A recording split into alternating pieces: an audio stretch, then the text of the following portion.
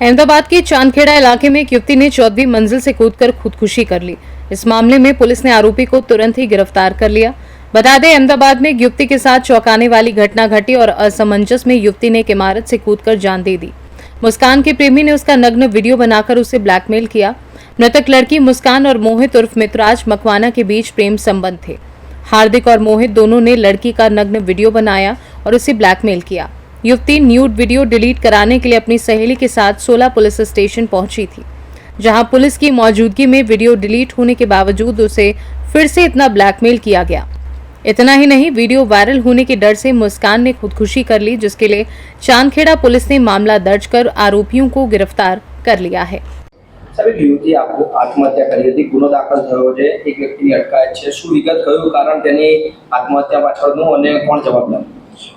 Chandkheda police station ખાતે ગઈ તારીખ 4/7/2025 રોજ સવારે 6:30 આસપાસ Jagatpur sunrise homes block number 5 X5 building ખાતેથી એક મુસ્કાન ડોટર ઓફ ચેતન ચૌહાણ ઉંમર વર્ષ 21 પડતું મૂકીને આત્મહત્યા કરેલી, જે બાબતે પ્રથમ અકસ્માતનો દાખલ કરી અને તપાસ દરમિયાન આ મુસ્કાનની મિત્ર કાજલ ડોટર ઓફ રમેશભાઈ ઉંમર વર્ષ 26 રહેવાસી દુર્ગા વિદ્યાલય ચાંદલોડિયા નવને પૂછપરછ કરતા પૂછપરછમાં તપાસ દરમિયાન એવું જણાઈ આવે કે મુસ્કાનનો એક મિત્ર એટલે આ કામનો આરોપી મોહિત ઉર્ફે મિતરાજ ઈશ્વરભાઈ મકવાણા તેમજ અન્ય એક ઈસમ હાર્દિક નાઓએ મુસ્કાન અને તેના મિત્ર મોહિત બંનેના વચ્ચેના વિડીયો, અશ્લીલ વિડીયો વાયરલ થયેલા અને જે થયેલો વાયરલ વિડીયો વાયરલ મતલબ કે મોહિત પાસેથી હાર્દિક પાસે વિડીયો પહોંચેલો અને હાર્દિકે કોલ કરી અને મુસ્કાનને ફોન કરી અને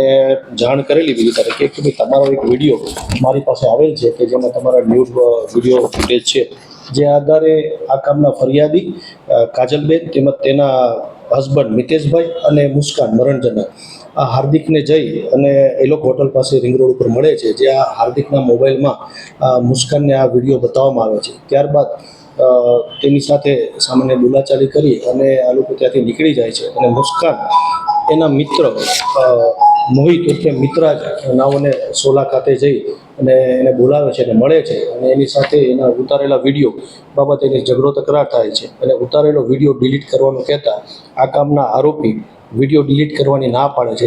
જે તે સમયે પોતા ખાતેથી જ 100 નંબર ડાયલ કરી અને પોલીસને બોલાવવામાં આવે છે। જે પીસીઆર આવે છે એ બંને પાર્ટીને સોલા ખાતે લઈ જાય છે। પોલીસના કહેવાથી જે તે સમયે સોલામાં બંનેને સમાધાન થઈ જાય છે। બંને પાર્ટીને વિડીયો ડિલીટ કરવાના કારણે અન્ય કોઈ ફરિયાદને જે તે સમયે ફરિયાદી તરફથી આપવામાં નથી આવતી।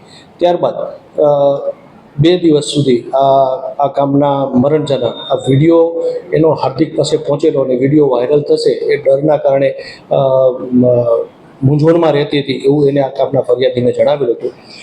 ગતરોજ 3 તારીખે મોડી સાંજે આ કામના ફરિયાદી તથા એના બીજા મિત્ર જયરાજ અને બાકીના લોકો બહાર ફરવા માટે ગયેલા હતા। ત્યાંથી મોડી રાતે આ કામના ફરિયાદીના ઘરે તેઓ જવાના હતા, પણ લેટ થઈ જવાના કારણે ફરિયાદી કાજલના બેનના ઘરે નથી જઈ શક્યા અને જયરાજના ઘરે એટલે કે જગતપુર સનરાઈઝ હોમ્સ ખાતે તે રાતે સૂઈ જાય છે।